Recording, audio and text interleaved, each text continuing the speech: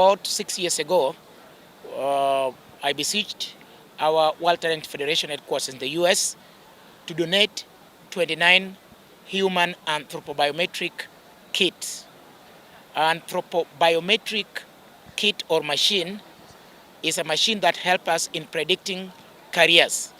Today in the world, that machine can help us know the career of a 4, 5, 6-year-old child 20, 30 years in advance.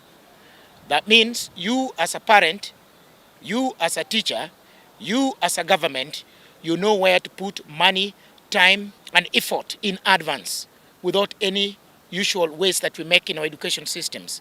As you know today, many parents, they sell their land, cattle, all savings they have in the hope that when they take their children to school, into universities, those children will come back and buy for them more cows, buy for them more land, put more money in their investments. Those parents are disillusioned because you know, as I do, that they are told by no other than government that there are no jobs. It is for this reason that I decided as an African, as a Kenyan, to come and do something a little bit different on this continent and in this country. Now, this machine is a 3D optical sensing equipment. It is a camera, just like these other cameras. In less than a minute, if it takes you a photo, it produces you with the signal paths between your body and the frontier of your brain. The frontier of the brain is divided left and right with a thin membrane upper and lower. Left upper side of the brain represents science.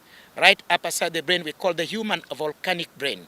The brain of the non-conform, like the musician, the artist. People don't follow rules. And then the lower right side is called the human manual dexterity brain. The brain of the physical strength. For the sportsmen, the acrobats, I name them.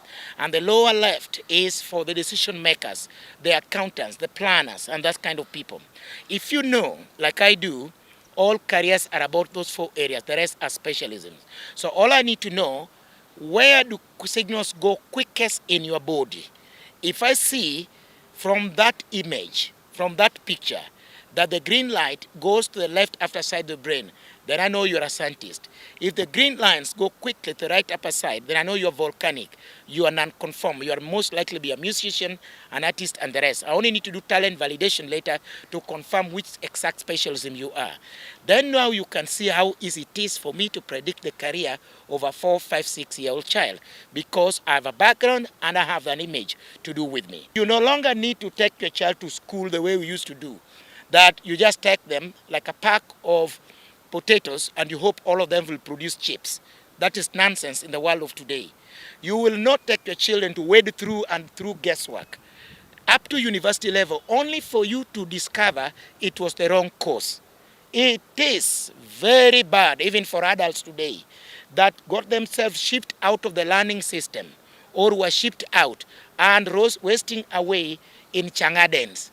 And you hear their intelligence only when they shout along the roads. Today, even adults, we reassess and we reclaim them and put them in good pursuits. We can still evaluate through using that machine to find your life achievement credits and your work experience credits. So much it is that now many politicians, through institutions that we work with, and you must know half the parliament has benefit out of this. We are here in Starehe today to talk and have the possibility of donating one such machine worth about $250,000 to be established within Starehe Boys Centre. And there's a lot that has motivated us to do that. I can confirm that that donation is already done. We are here to bring the message that we're ready to come and set up within Starehe Boys Centre, noting the rich history, the success, the excellence, and we want to give pathways to these young people. First, number one, to get access to Ivy League universities that can be able to support those. But even beyond that, for those who are having unique abilities which are non-academic, to get funding for the same. Today in the world, learning is changing quickly and very fast. Adults that used to carry loads of books in the evening to go sit in class with children the age of their children stop. Today, we can assess, apart from your natural intelligence, called natural credits, we can still evaluate through using that machine to find your life achievement credits and your work experience credits. So much it is that now many politicians, through institutions that we work with, and you must know half the parliament has benefit out of this. In the world today, to get a bachelor's degree is 150 credits. Master's degree is 220 credits and 330 credits for a doctoral degree. Yes, you're a dropout in Form 2, but you built the biggest clearing and forwarding company. You employ master's degrees holders, PhD holders. Public universities send their master's degree students for internship in your organization, and you must sign that they are competent before they graduate. You are a Form 2 dropout. The day you go back to that same university and you want to explain to them that you're intelligent, they will tell you are not qualified. And who is fooling who here now?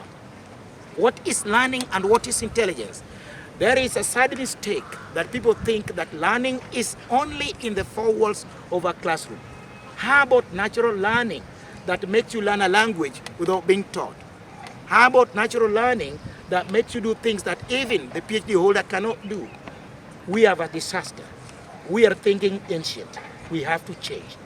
If we evaluated the natural values of this person, if we evaluated the experiential credits, both life and work, we will find such a person already having, say, 130 credits.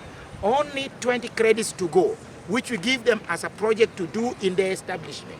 Hence, they can attain degrees based on their experience. So the world has changed, and I'm talking to my people of the Republic of Kenya, the continent of Africa. We've got to embrace new things. The world in the chaos that it is, Africa is really the last hope. It's a young continent, you know, in this modern age of technology.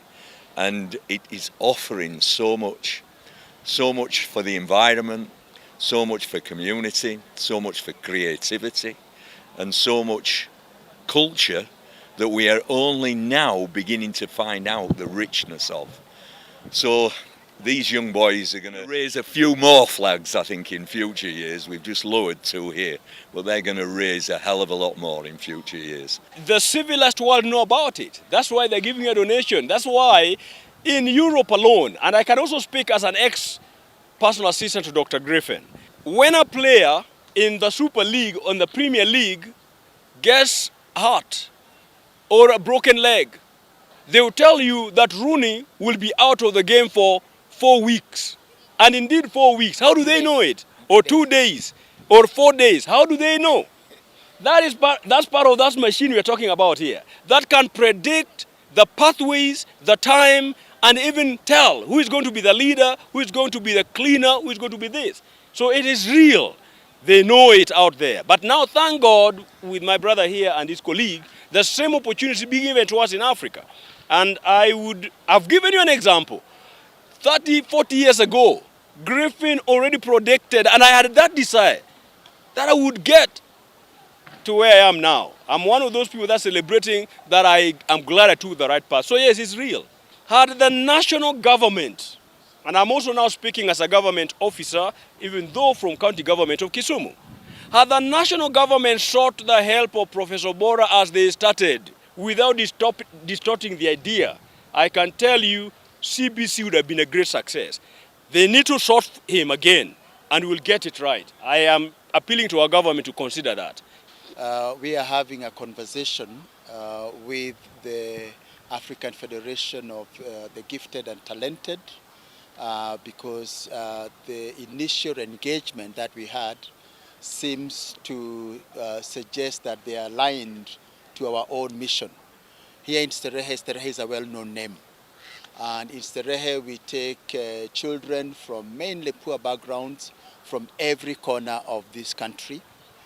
We nurture them, take care of them, provide them education, inspire them, and so that they can achieve their highest aspirations, whatever they may be.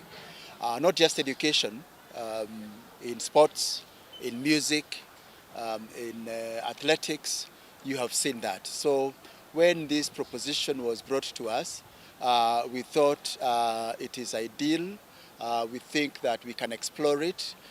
We are still to conclude the discussions because as Starehe, we have our own processes, due diligence to ensure that eventually when we agree, the kind of questions that we are asking, we have answered all those questions. But at the end of the day, what we are really looking at is our center here is focused on the child and assisting that child to become the best of whatever he's endowed with. And we have a very basic principle we call the coffee cup principle. Whatever you're given to do it better than it has ever been done in the world. And so even in this instance, if we identify that perhaps your talent is in gymnastics, is in athletics, is in engineering, in medicine, that will help us to guide the child appropriately.